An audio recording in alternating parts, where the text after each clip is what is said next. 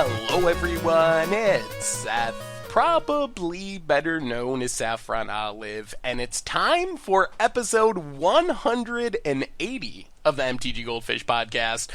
So I'm excited. Not only do we have Richard with us today, how's it going today, Richard? Hey Seth, what's going on? Not much. Excited to talk some Magic, but we also have Chris Van Meter. He is back. It's been a couple weeks, Chris. How are you doing? Good to have you back. I'm doing great, and I'm happy to be back as well. I wasn't there in Vegas for you guys for that episode. I had a Monday swamped with meetings the following week, and I broke a tooth last weekend and had to go to the dentist last Monday. But I'm back now and still have all my teeth. That's a good thing. All the teeth is definitely good. So this week we have not a ton of huge topics, but a bunch of smaller topics we wanted to talk about. So we're going to kick it off with M19 Prerelease that happened this weekend. Then we're going to follow that up, talk a little bit about the Modern GP, which also happened this weekend in a weird quirk of fate having pre-release and a big GP on the same weekend. We have some Brawl news and some non-news with the Commander BNR update, and then Fish Mail, of course. Oh yeah, and SDCC Planeswalkers also were announced in the past week. So lots of little things to talk about, but let's kick it off with probably our biggest topic, which is M19 pre-release. So Richard, Chris, did either of you actually play in a pre-release event? So I forgot it was pre-release weekend. So I did not schedule appropriately. So what I ended up doing was playing the Moto pre-release. And I haven't played Magic Online since forever, basically. So the last time... So Commander Clash has been in a hiatus for a while, and I've been exclusively playing Arena. So it was the first time playing actual Magic on Moto for a while, and apparently I can't enter events anymore. I actually entered the League for M19, which lets you add packs as you go on, and it's 9 total rounds. So I played 9 rounds of M19 with the same deck. 172. It was actually pretty good. My bombs were Resplendent Angel and Platiamors. And the real bomb though was Greenseeker Dryad or Dryad Greenseeker. It's the 2-mana 1/3 that you can tap to look at the top card of your library, and if it's a land, put it in your hand. That's an uncommon, and it basically took over all of my games. So much that it is like the Tatyova. It is like the uncommon mythic, in my opinion. You just draw so much, and the 1/3 body blocks so well in the format. And that pretty much just ramped me into my Scary Dragon and won me most of my games. So I actually went 7-2 in that league without adding any additional packs. I had the option of adding 2 packs, but I didn't want to buy any more packs. So that was pretty fun. So I thought it was pretty cool. And I thought it was pretty cool that once again, Moto pre-release is happening the same time as regular pre-release, so if you're not near a local game store, you can show up online and play. And I thought M19 was pretty fun overall. It was pretty cool. Yeah, that 1/3 is insane. I saw it do a lot of work, and the body ends up being super relevant.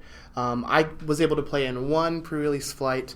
I drew in the last round to split with somebody that I knew so we could both get the maximum number of packs available between the two of us. And the format seemed really sweet. I just had a black-white deck, very little removal, but I had some sweet combinations. I had Graveyard Marshal to make 2/2s by exiling creatures from my graveyard. I had Monastery Mentor, which lets me draw cards when I make those 2/2s. I also had the Leonin Warcaller, the 4-mana 4/4 that makes 2 1/1 lifelink attackers when he attacks, which also combos with Monastery Mentor. I got to draw a lot of cards. And then I had Open the Graves, which makes 2/2s when my non-token creatures die, which I can also draw cards with Monastery Mentor. So I basically drew about 1 billion cards over the course of the 4 rounds that I played with this deck. I had a lot of fun. It seemed really sweet. A few things that I noticed is that the format is way slower than some of the previous core set formats. Like, it's very difficult to have a very good aggressive deck. So cards like that 2-mana 1/3 that can gain you some value, something like Diamond Mare, the 1/3 artifact horse that lets you gain life as you play cards of separate colors. Those cards are very good. And 2-mana 2/1s end up not being very good unless you have some way to kind of enhance them. But yeah, I had a lot of fun. I enjoy Core Set Limited quite a bit. I thought about trying to head down to Sacramento for the Grand Prix so that I could play a little bit more Core Set Limited, but I'm not going to be able to get the time off of work, so I'll just have to watch it on Twitch. But yeah, I love Core Set Limited, and this one definitely hits all the high notes. Oh, that sounds pretty awesome. I'm the one who actually hasn't done a pre-release event yet. It is on my list, but I didn't make it to a pre-release, and I haven't even played one on Magic Online. So I guess my opinion is to be determined once I actually get to play it, which is going to be over hopefully today and over the next couple days with streams, and then there's like a preview stream thing on Magic Arena. So I'll be playing it a lot in the next few days, but based on what both of you said, it seems like a pretty fun format. Like overall, pretty happy with it. Yeah, definitely happy. There's not a lot of premium removal. And the majority of the removal is splashable. So drafting is very interesting. You kind of have to stay open-ish, but grab that removal when you can. Things like Lightning Strike, Electrify, Luminous Bonds. I don't remember what the blue enchantment is called, but -6, -0, and if they block, it dies. It's like the only premium pieces of removal with double mana and their cost is Murder and the kill a creature, gain 3 life, 5 mana black common. So the removal is pretty highly contested because it's very splashable. So it all comes down to just extracting as much value out of all of your cards as you can. And some of the rares are just like huge bombs. Yeah, I got absolutely murdered by Nicol Bolas. Like, absolutely murdered. It's like, it comes down, it makes you discard. It's a 4-mana, 4/4 flying, and you know they're gonna flip it, and when it flips, you're dead. So you just leave all your mana open and pretend you have removal, when in actuality you have nothing. And you hope they don't flip it. But the minute Nicol Bolas flips, it's like Karn Ultimate. You just scoop immediately. You can't beat that. Yeah, the mythics are super powerful. There's not a lot that handles 6 mana, 6/6 dragons, so those are very good. Nicol Bolas is good. The patient rebuilding is absurd. Like, Mill 3 is very, very aggressive, and that if that pops off twice, you're usually going to win the game. One interesting thing from this weekend, I normally play Two-Headed Giant with my wife, but I decided that I wanted to just experience this as a solo player for a normal pre-release. But Frayne Omnipotence, the one that makes all players lose half of everything, actually draws the game in Two-Headed Giant. And so I saw a lot of stuff on Twitter about how I just had to play 5 games in this best of 1 Two-Headed Giant match because every time we get ahead, our opponent just draws the game and starts it over. So that seems kind of cruddy. Speaking of Two-Headed Giant, what is the Black Sorcery? It came across Twitter. I think it was Ari Lax that was tweeting about it. It's like a Pox-like effect. Yeah, it's Frayne Omnipotence. Yeah, apparently 3 black, and all players lose half of everything. Yeah, apparently that just draws the game if you play it in Two-Headed Giant. Yep. Wizards. It's mostly funny because they just printed Battle Bond, which is like this Two-Headed Giant focus set. So people are actually, for the first time in, I don't even know, a long time, kind of thinking about Two-Headed Giant, and then they print this card that's just like literally busted in the format. Yep. So any other impressions, thoughts of M19 before we move on to our next topic? Don't play 2/1s. I don't even want to play Grizzly Bear. The format is really slow. There's so many good blockers in the format.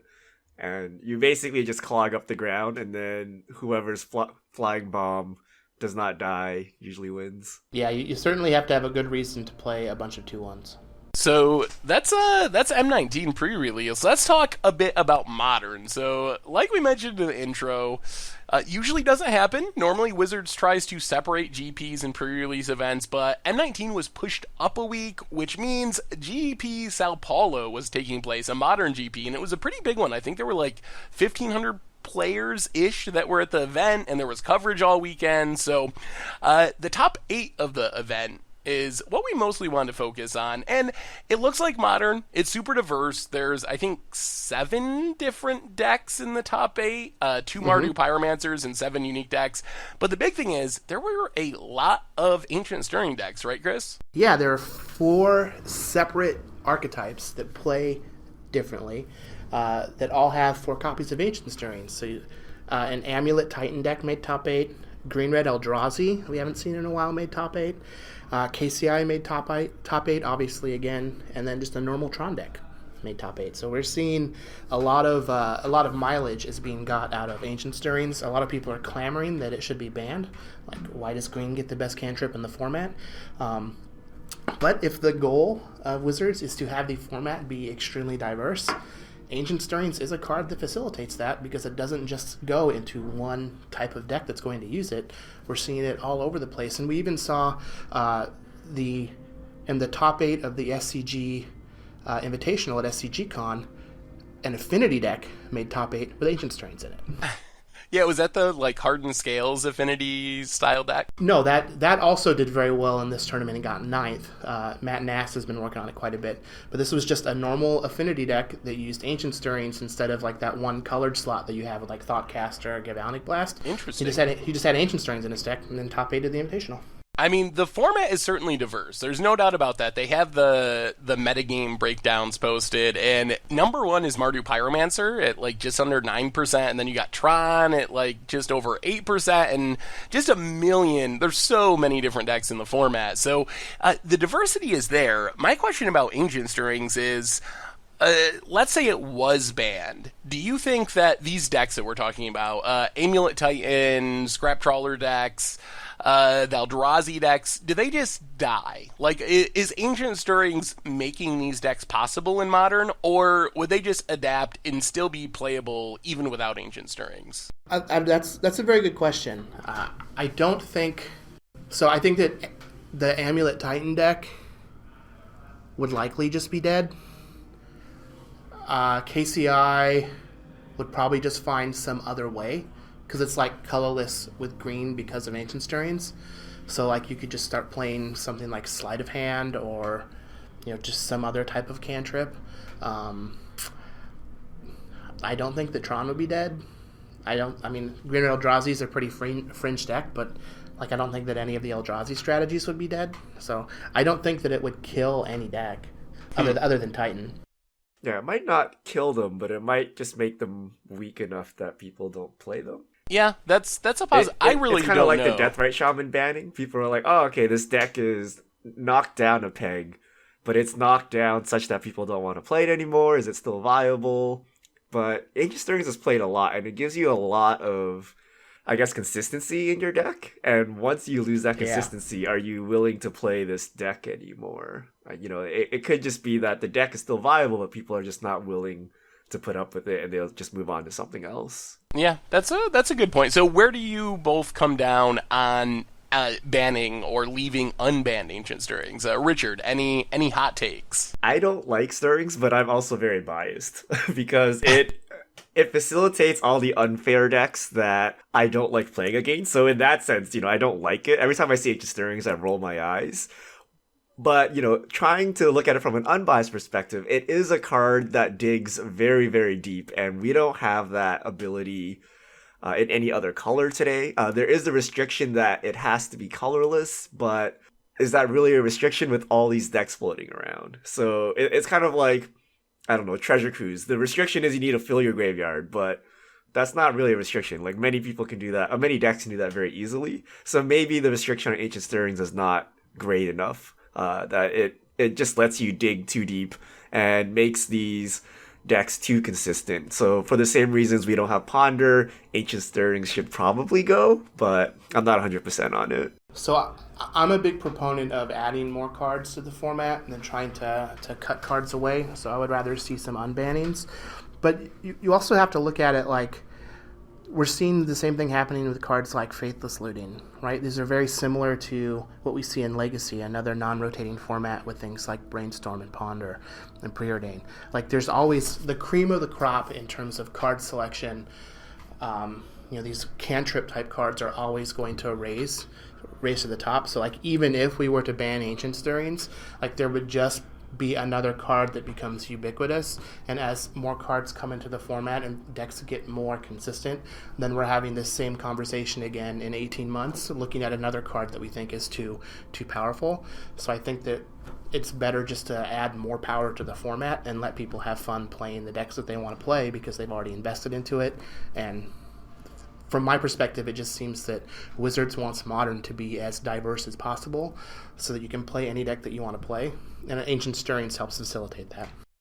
Yeah, I've kind of always felt like that I would like it to be banned, but then if you actually look at the format and look at the diversity and just the what a good place a format is in a lot of ways. Like, sure, you sometimes die really quickly, and sure, sometimes you don't have enough sideboard cards, but I think if you look at that as a characteristic of Modern rather than like a bug, I think the format's in a really good place, so I can see an argument for not leaving it unbanned. It still definitely drives me a little crazy that green has the best cantrip in the format, and blue has several banned cantrips in the format, so what would happen if they unbanned Preordain or Ponder? Probably not both, but one of them. Would that be what you're talking about, Chris, of like putting more cards into the format, or would that just break things even more? Sure. I think that Ponder is better at finding specific cards early on in the game, whereas cards like Preordain gain value the longer you hold on to them. So like I would rather see Preordain in the format than Ponder. But again, like I would much rather have the format be like way more powerful with a lot more cool things that we can do, rather than try and just like pick and choose what powerful cool things stay in and what powerful cool things leave. What do you think, Richard? Unban the blue cantrips or no? I want them unbanned, but Storm. Do we have enough Storm hate cards? Have we banned enough Seething Songs and whatnot? So the problem is, in a fair deck, usually these cantrips are fine, but it enables combo decks to kind of go crazy. And Wizards is always very careful about this. And I liked CVM's point earlier about, cantrips, they'll always be the best cantrip. And maybe eventually we'll be complaining about Serum Visions being too powerful. So if you follow that line of reasoning, you can't start banning things. But if you start unbanning them all, like where do you draw the line? Like, do we want really fast combo decks in Modern? And the question is, how much faster can they get? They're already pretty fast, right? Cantrips don't really speed that up. They just make it more consistent. So that's my way of dodging the question. I have no idea. I don't. I want to play with Ponder and Preordain, but I don't want my opponents playing with them. So that's the biased answer. It's just a little scary. I think that Grape Shot should have just been gone a long time ago. Like, there's no reason to go through like 4 different iterations of banning cards out of the Storm deck. Like, just get rid of Grape Shot. Like, if people want to Storm, they can either try and mill with Brain Freeze or empty the Warrens, but just be done. Isn't that what they eventually did with Pauper? Like, they kept banning Storm enablers, and then finally they're like, all right, we're just going to literally ban anything with the Storm mechanic printed on it in the Pauper format, and then it finally solved the problem. Yep. So, I don't know. Maybe that would be a better technique. Maybe Wizards want Storm to be legal? I don't know. The Wizards' history with bannings in Storm and Modern is very strange, because they keep nibbling around the edges, but it never is actually enough to keep the deck down, and after something new gets printed, it suddenly comes back to the top of the format, so... It's like John Finkel has a direct line to Wizards, where he makes sure that Storm is viable at all times. It's like, yeah, it only has a 40% win rate, but just give it to me. I'll deal with it. I mean, there's a reason why Mark Rosewater uses the Storm scale as a way to calibrate if something is too good or not. Like, and Storm, I don't know. I'm sure it is fun to play, but I don't know anyone that really enjoys playing against Storm. It's one of those decks that's just like, it doesn't really lead to enjoyable games of Magic. I don't know. But it's such a unique way to play, right? It's kind of like Dredge, where it's so different from typical Magic. I feel like Storm would appeal to new players, or the concept of Storm at least, where they're like, oh, you can just cast a bunch of spells and they get stronger and you kill your opponent without, creatures or, the normal way of playing Magic. So I think it actually is a pretty cool mechanic. It's just power level wise, it's just so difficult to balance. Yeah. All right. So any other Modern thoughts before we keep pushing forward? There were a lot of people playing that Hardened Scales deck. I got 9th on Breakers, and Matt Nass has continued to work on it. So I think that there might be something there. It might be worth looking into. Yeah, that deck is very cool. I've noticed it putting up some Magic Online results here and there as well. So it seems like it's like it is very Affinity-esque to some extent, but it's definitely different enough from Affinity that it's its own archetype, and it's a really cool deck if you like moving counters around. And when you get the good draws, it can be very powerful and fast. Throne of Gath is a hell of a Magic card. Yep. Who would have thought? Modern is just such a great format. Like anything can be playable if you find the right synergy. Yeah, it is a delight. That's for sure. All right, so this week we got an announcement of the new batch of San Diego Comic-Con Planeswalkers, which includes Getting to the Trials, Bad Jace Cunning Castaway, the new Liliana from M19, Liliana Untouched by Death, Chandra Torture Defiance for her second run, I believe, in San Diego Comic-Con, and Nissa Vital Force. So did you guys see these cards, and what do you think of them? Mostly aesthetically, but also the card selection choices. Aesthetically amazing. So if you haven't seen them, they're by Therese Nielsen. She did the whole cycle, and it's the Planeswalker with a stained glass background of, I guess, the avatar they represent. So Gideon has like Sarah, Chandra has Jaya, Nissa has Prerelease, etc. So it actually just looks amazing, and probably in the running for best looking promos like ever. Certainly my favorite. Yeah, I think they are my favorite SDCC promos. I really like the black on black ones because I thought they were unique, but I think these edge out the black on black here with they just look so good. Yeah, she also had Christine Sprinkle do all of the modeling for the concept art for it for all of the female characters, which is pretty cool too. I really like the art. I think they look great. I think it's going to be the Chandra that most people choose to play with, since that card is seeing a lot of play even in older formats like Legacy. I'm kind of sad that the rest of the Planeswalkers are kind of a dud, although Getting of the Trials is seeing some play in Modern. Yeah, I guess, are there better options? Like, considering the constraints of being standard legal cards, there's not really a good Jace at the moment. I guess you could have Liliana Death's Majesty, but I actually think Zombie Liliana is not bad if you're playing a zombie deck. I've played her in a few decks now, or a few times in a zombie deck, and been pretty impressed with how good she is, actually. Nissa Vital Force, I don't know. I mean, it's not an exciting batch of Planeswalkers, but maybe the looks make up for it. Yeah, I mean, if under the constraints of having to be standard legal, like, just you can't really do better. But like, why give it those constraints when you have something that's going to be so unique and cool like this? That's a good point. They're only $99.99 at SDCC if you can happen to get your hands on one, which is a pretty good deal. Which I think is cheaper than previous years. I bought them last year, I believe, the zombie ones, not at SDCC, but after the fact, and I think it was like $130 maybe or something. So I think they're a little bit cheaper as well. And usually they do go on sale after the fact. I don't know if they've announced the date yet, but it's usually like a week or two after. You can buy them through the Hasbro store, but you have to be snappy about it and get there in like the first 15 minutes, or sometimes even quicker than that, because they sell out super quickly. Yeah, they changed the process. So previously, if you're at Comic-Con, you can line up to get them. Now it's an online lottery. So I think you have until like Wednesday this week to sign up for the lottery, and then usually they put them up on the store a week or two after Comic-Con.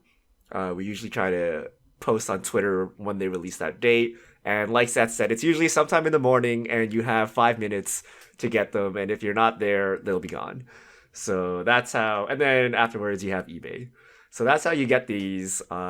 Usually, getting them online is decent if you know when they go up.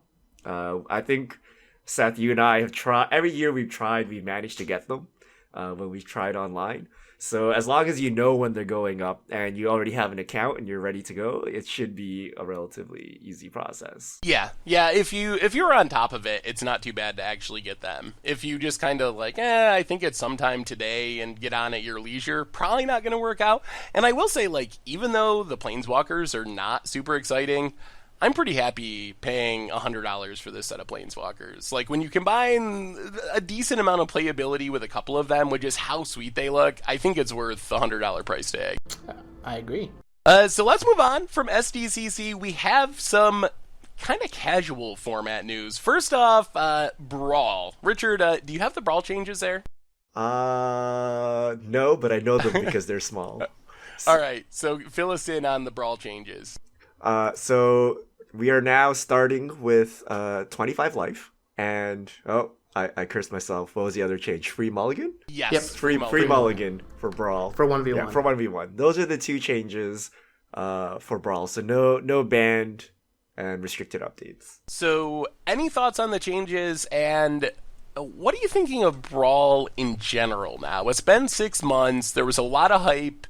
How is the format doing 6 months post-announcement and post-birth? So I think that the biggest thing holding it back is that it got announced like over halfway through the current standard format, which has a lot of people hesitant because of the rotation happening. I'm excited that they're talking about play design has Brawl on the mind, and so they're looking at designing cards with Brawl in mind, because I think Brawl is cool. I hope that it doesn't detract from how cool standard can be, because you kind of have to balance those. But I'm excited to see what happens when Guilds of Ravnica hits, because then we'll have a fresh format. Cards will have a really long shelf life at that point, and I think that it has the potential to take off. Yeah. What are you thinking, Richard? I don't know. Brawl has cooled off. You definitely don't see as many posts or as much hype as we did on the initial announcement. And I think it was just last week or the week before, we had the Grand Prix with the Brawl event where one person signed up, and they were the only person that signed up, and they won by default.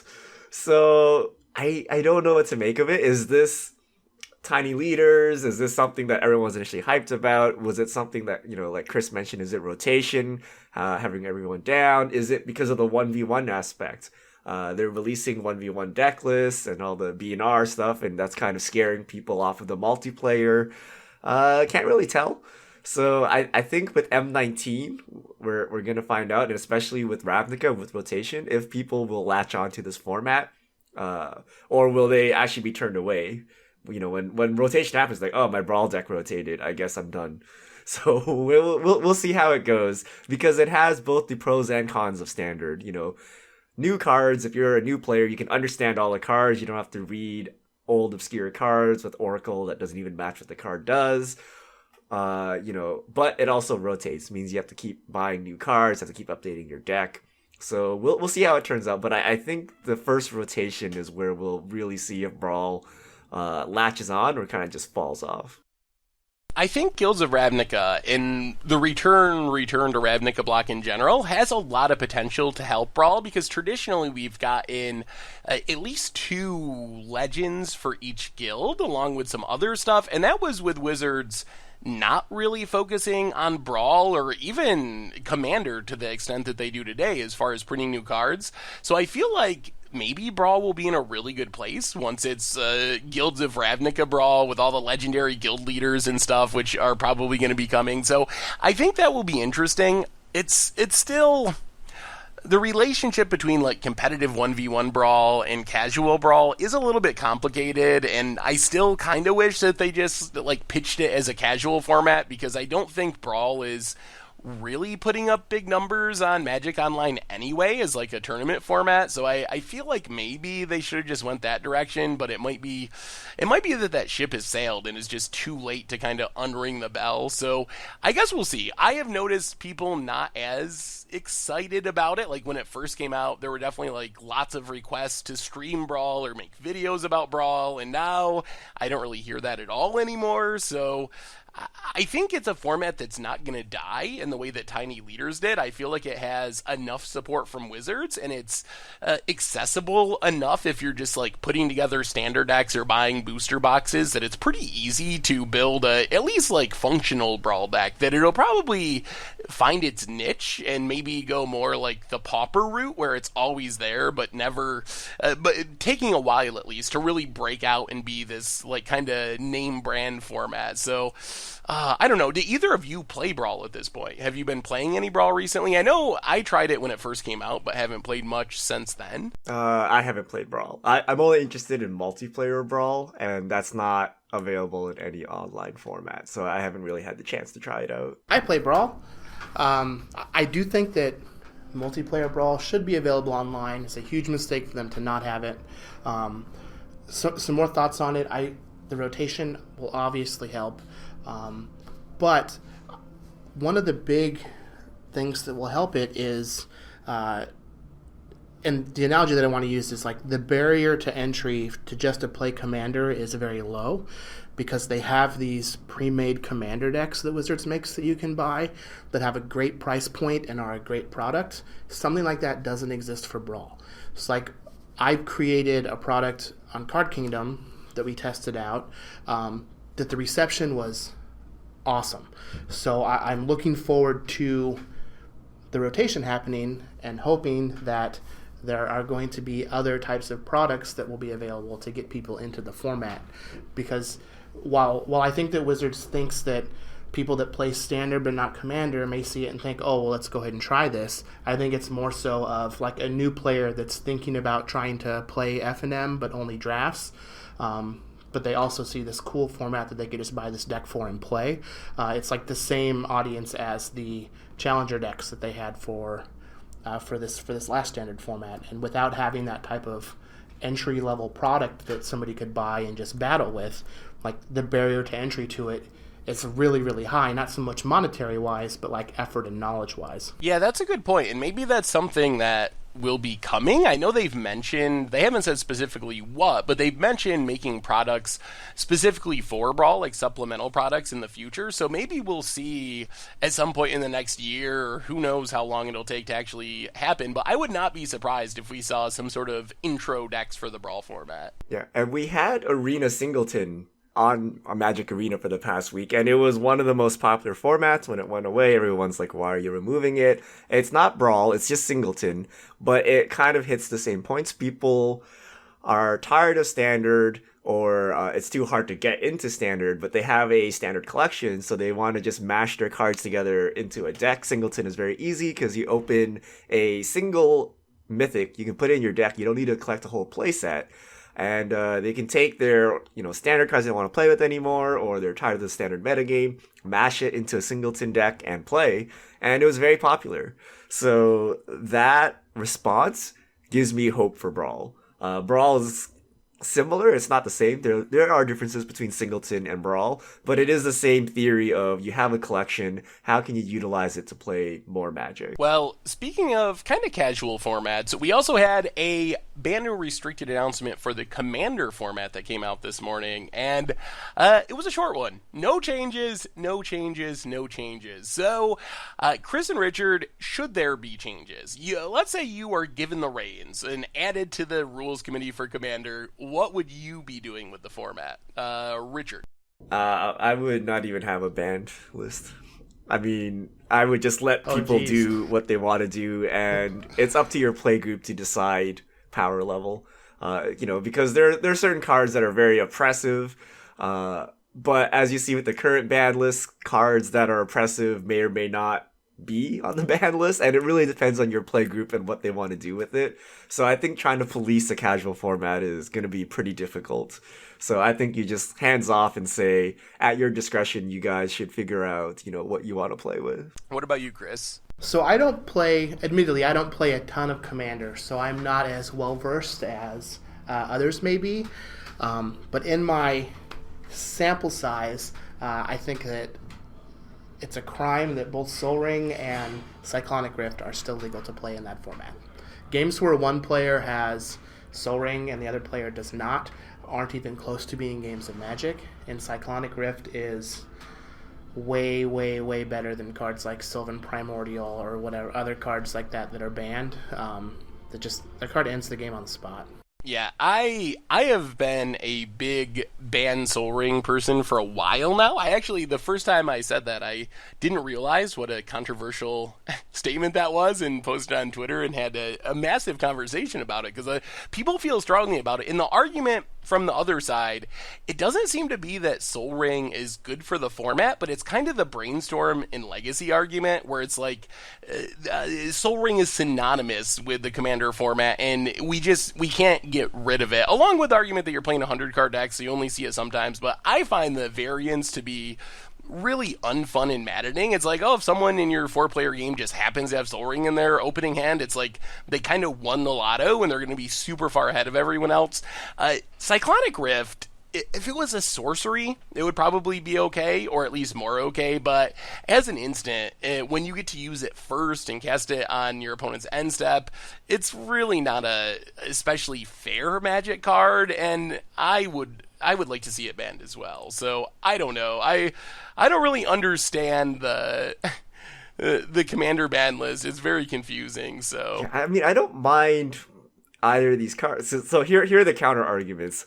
Sol Ring. If you Sol Ring to accelerate yourself, you essentially become archenemy, and you have 3 players worth of resources working against you to prevent you from winning, and those 3 players have more than the 2 mana you gained. And it also just enables the quote-unquote fun stuff. So, for example, you love playing Black Lotus. Well, here's a Sol Ring, right? So that's kind of the I'm grandfathered into Commander argument as well. And Cyclonic Rift, 7 mana, you can just use a 1 mana counterspell or a 2 mana counterspell to deal with this. So yes, it is a 7 mana, I win the game if it resolves card, but we have plenty of those in Commander, and typically a single counterspell from anyone will stop that.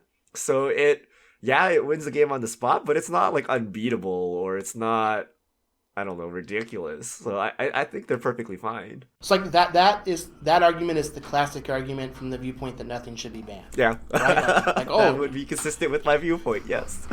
Yeah, so like you can always stop it with this, but like that you can't really operate that way in good faith, because that's not how. Because then everybody always has to have that dispel or that way to interact with it, because that all becomes ubiquitous, and then it leads to everything, things being homogenous and not very fun.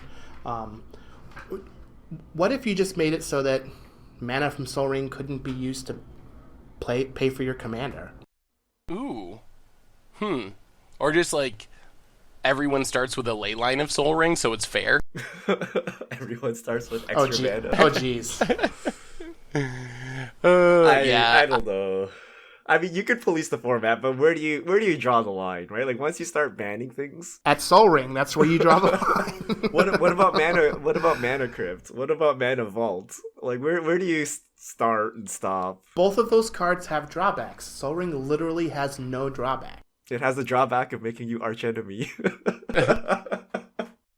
I guess. But then you just play your Cyclonic Rift for 7 mana true. If you... everybody else, and it doesn't matter. You accelerate into the Cyclonic Rift. That's how you do it. We figured it out. I think the no ban list idea is interesting, and I would definitely encourage playgroups to use their own ban list, whether that means unbanning cards or house banning cards.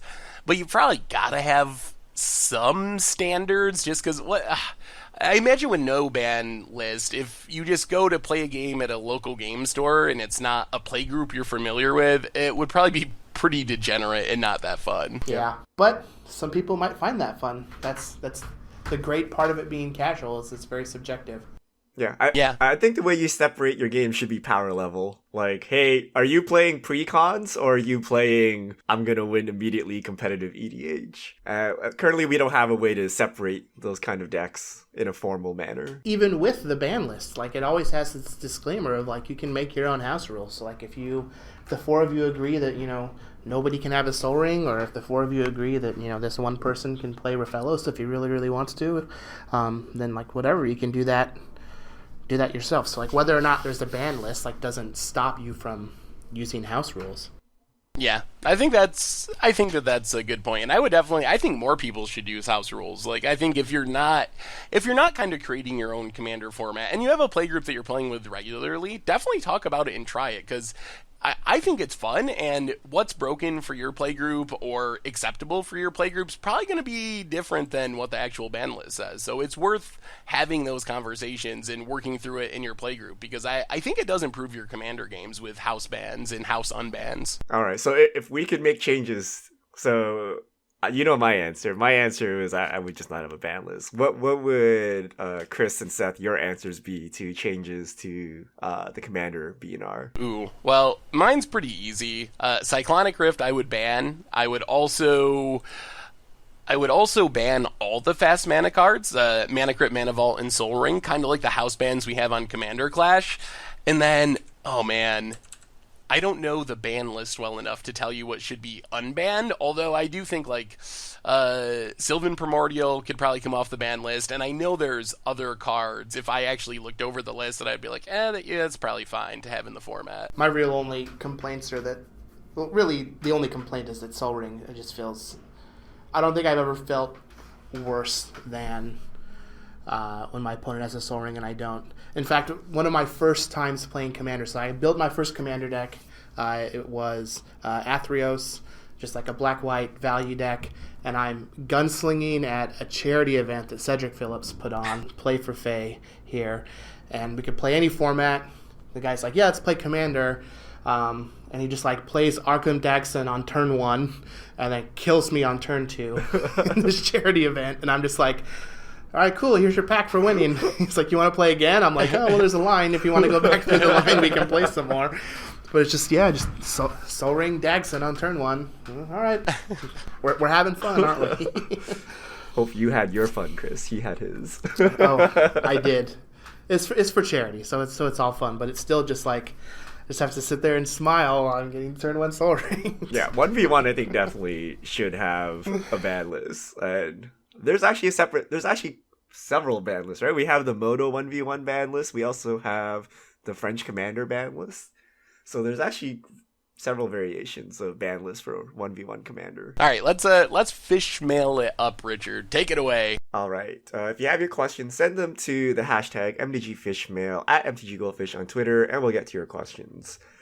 Shy Z, do you think limited Grand Prix should move to Rochester Draft for streams? It's so much better to watch and might help viewership for limited top 8s. Oh man, I think that the problem is that Rochester Drafts would be impractically long. It would add hours, 2-3 hours, when you consider you got to do 3 drafts at a limited GP.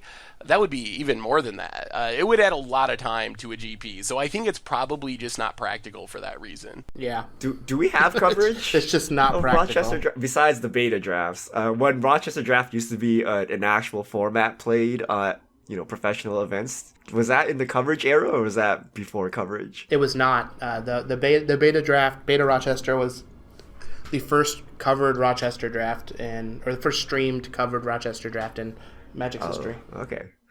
Joshua the Hutt, any advice for someone looking to pick up their first original dual lands and other reserve list cards? Just want to get a few for pet commander decks. Do it soon. Do it soon. I don't don't wait. As much as I would love to see the reserve list go away, there's not really any signs of that happening in the near future, and there's not any signs that those cards are going to stop being bought out and increasing in price, so the sooner the better, basically. Yeah, just don't wait. Do what you can to get them. They're only going to go up. All right, Maz MTG, Seth, how do you pick decks for instant deck tech?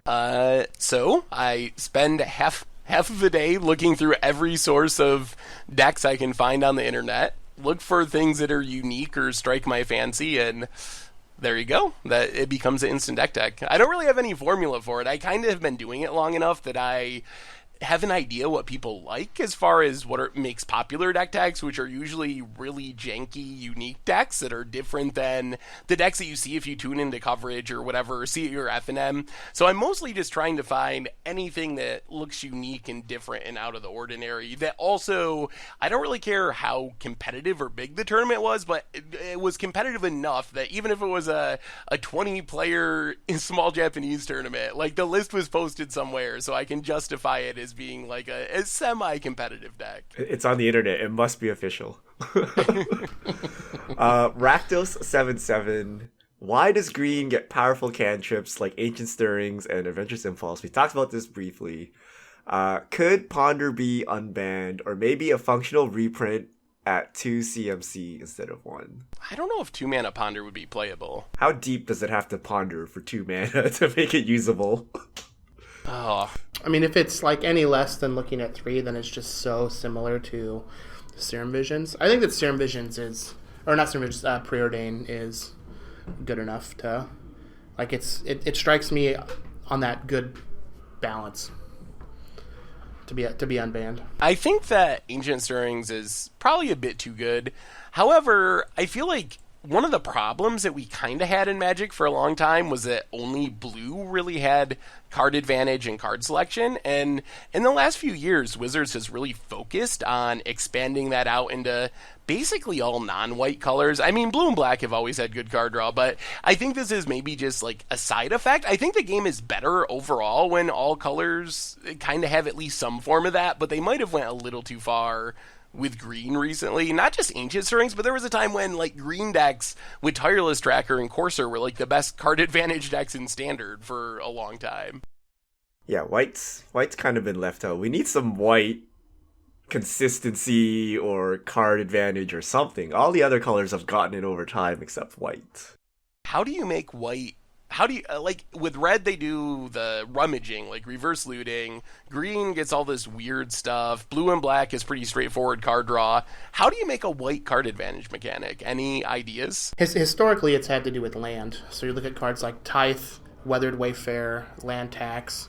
Like, white's card advantage usually comes from land-based type stuff, which isn't really in white's color pie as much as it is in greens. It is a secondary.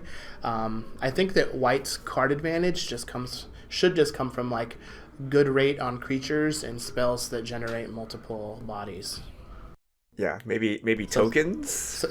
Something like a Ranger Vios or a Spectral Procession, Lingering Souls. Like, to me, those are the type of cards that I think are card advantage, air quotes, when it comes to white. Makes sense.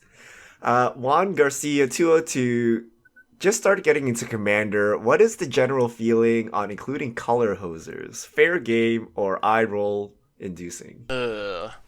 I think it would probably depend on your playgroup, although in our playgroup it's not common. Like, maybe if you can justify it as actually having some function in your deck, it's probably fine, but I would definitely give you an eye roll if you just like played choke and randomly made someone not be able to play Magic. Yeah, I mean, if you have a combo with it, then maybe. But it's also very, like, I think it's very underhanded if you know you're playing someone and you're like, okay, let me bring in this deck, which has all the color hosers for you. If you just play, I don't know, random circle of protections and hope you hit the right person, it's not as bad, but essentially you make the game unplayable or unfun for a very specific person or a very specific deck.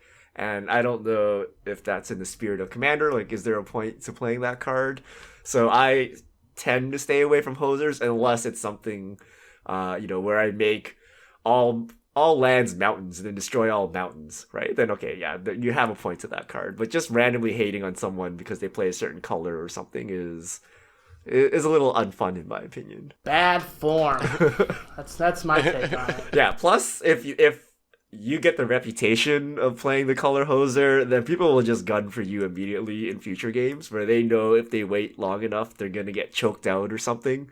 They'll just come after you from the get-go, which is not something you want either. Next question. Kanawataki, double cast plus insult injury, copy insult, cast Wizard's Lightning with the wizard on board. It is 12 damage to the face for 6 mana. I think Chain Roller is the least of our worries until rotation, unless I'm overthinking the possibility of mono red burn till October.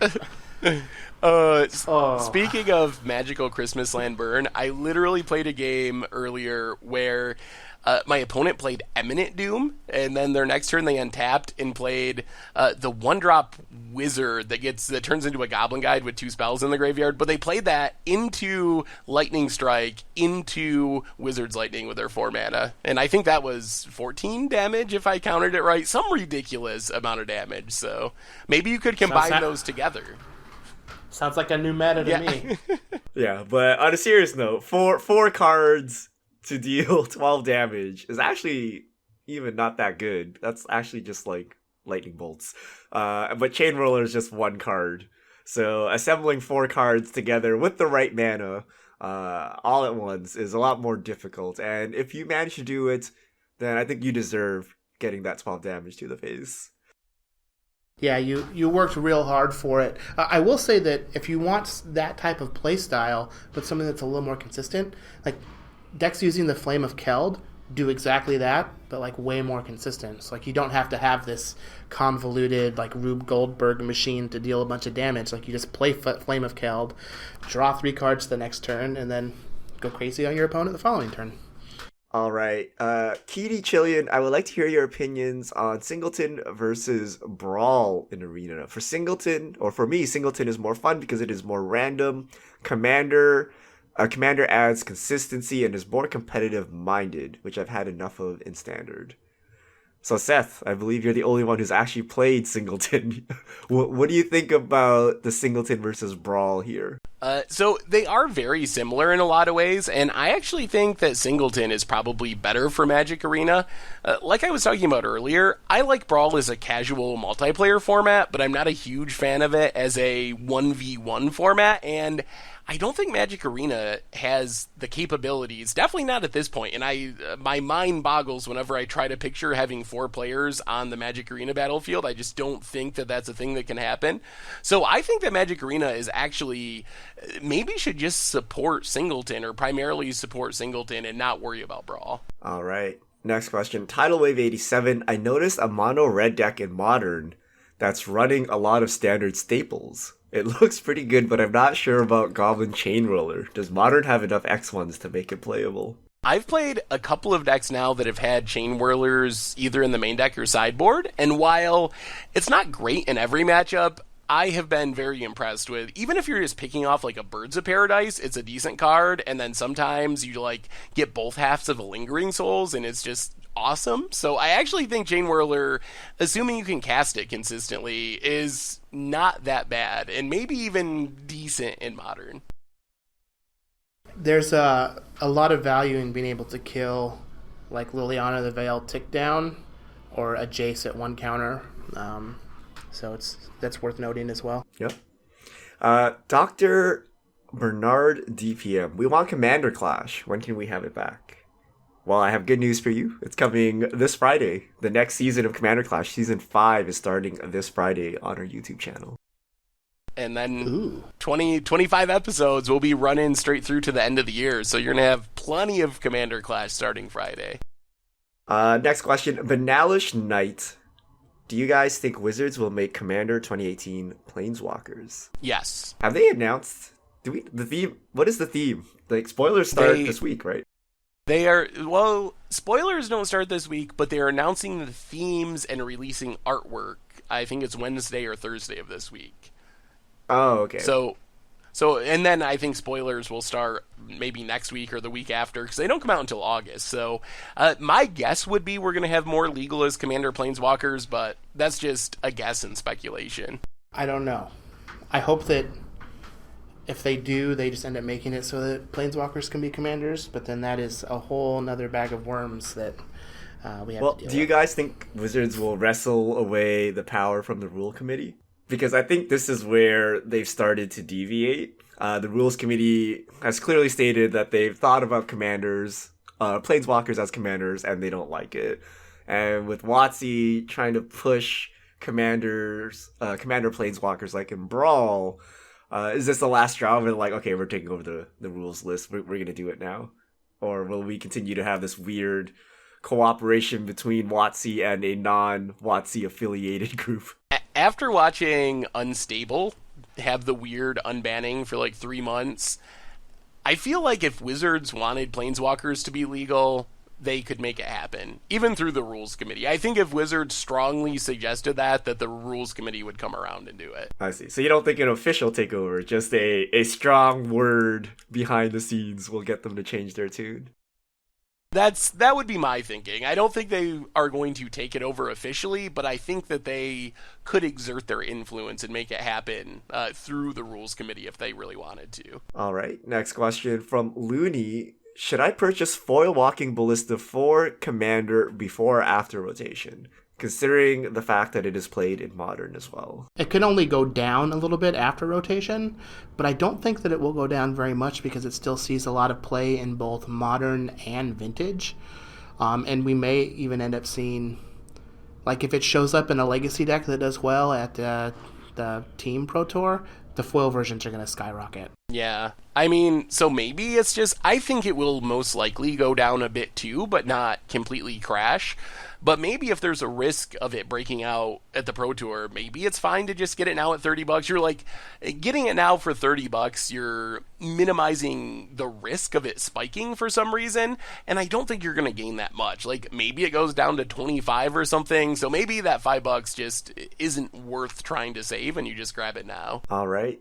Next question. Edivanta, what is the probability that Shocklands won't be reprinted in Guilds of Ravnica? 23%. Okay, so that means you think they will be reprinted, Seth. I think it's very likely. Probably 25%. I think it's like 75% that we will get them. I would be surprised if we didn't get them, but I wouldn't be completely shocked if it didn't happen either. Chris, what about you? I think odds are in favor. Yeah, I mean, we ran the numbers 23%. 23% exact. If it's 25%, I'm coming back to you guys. Rats. God of Grenades, is there a combo of dusting / wild card model that would work in Arena where you could dust your wild cards? So 4 common wild cards to make an uncommon wild card, 4 uncommon to make a rare, etc. Sure. That's an interesting that idea. basically makes it 1 wild card currency, right? But then, like, at that point, why not just be able to dust your actual cards? Yeah, that's what I was going to say. You could do that. I don't know if I like adding another layer of complexity into the Magic Arena economy, so I would rather just have them be like, okay, you can dust stuff, but they could make it so you could trade around your wild cards like that. Yeah, if they actually implement this, then I would be very shocked, because it's basically dusting but not dusting, at which point they should just give in and make it dusting, because then you just have this very convoluted system, and it's just bad for new players. You have to track like all these currencies already, and then now you can swap between them, so why don't you just simplify it and just make, one thing called dust. Oscar Quinones B, hello guys, what standard zombie list do you think is going to get good until rotation? Mono black or white black? Say hi to Chaz for me, I miss him, and you should have Todd and Tomer guest more. Until rotation, I think... Until rotation, mono black or white black, and what about at rotation? I think that white black is going to be better until rotation, and mono black will be better after rotation, but I still don't know like where the level of goodness is going to land. I like mono black before rotation, and then I actually think the deck is unlikely to be playable after rotation unless we get a surprising number of zombies in Guilds of Ravnica. Last question. Snare Johnson 664. What do y'all think about a reverse Death's Shadow? A 1-drop 0/0 that gets +1/+1 for each point of life beyond your starting life total. It's called Sarah Ascendant. Yeah, isn't that very similar to that? I mean, I think you could do that. It could probably be pretty busted and be very good, but yeah. I mean, it reminds me of Sarah Ascendant. Yeah, gaining life is actually kind of hard. Losing life is very easy with your Shocklands and stuff like that. So actually making your 1-drop work is very difficult. If you're ever behind, you can't cast this, and somehow gaining like 5 life to make a 1-mana 5/5 is actually pretty difficult. And you don't want to get killed by a lightning bolt either. So I actually think it's actually a lot harder. It needs to be something more similar to the Angel we already have, as opposed to just straight up Death Shadow. Because if you want the same power, you need to be at like 30 life somehow. And that's going to be hard if your opponent is actually playing an interactive game of Magic. Yeah. All right. That's all our questions this week. Thank you to everyone who sent them in. If you have questions, send them to the hashtag MTGFishmail, and we'll get to them on air. And I think that brings us to the end of episode 180 of the MTG Goldfish podcast. So, Chris, Richard, thanks for hanging out. Thanks to everyone for listening. We will be back next week to talk some more Magic. Until then, have a wonderful week, and this is the group signing out.